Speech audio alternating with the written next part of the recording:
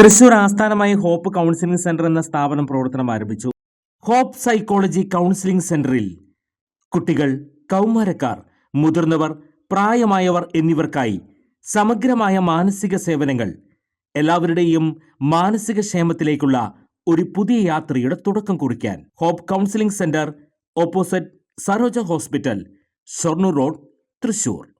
സംസ്ഥാനത്തെ സർവകലാശാലകളുടെ ചാൻസലർ എന്ന നിലയിൽ ഗവർണറുടെ ഇടപെടലുകൾ ജനാധിപത്യ വിരുദ്ധമെന്ന് മന്ത്രി ആർ ബിന്ദു. KTU VCയെ നിയമിക്കേണ്ടത് സർക്കാർ നൽകുന്ന പാനലിൽ നിന്നാണെന്ന് KTU നിയമനത്തിൽ വ്യക്തമായി പറയുന്നുണ്ട്.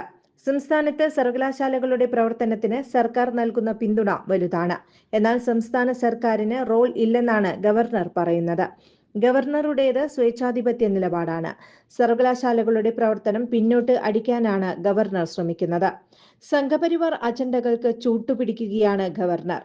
ഉന്നത വിദ്യാഭ്യാസ മേഖലയുടെ ഉയർച്ചയ്ക്ക് ഗവർണർ ചെറുവിരൽ അനക്കിയിട്ടില്ലെന്നും മന്ത്രി ബിന്ദു വിമർശിച്ചു.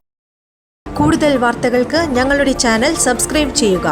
ഫേസ്ബുക്ക് ഫോളോ അപ്പ് ചെയ്യുക. വാർത്തകൾ വേഗത്തിലറിയാൻ Anytime News.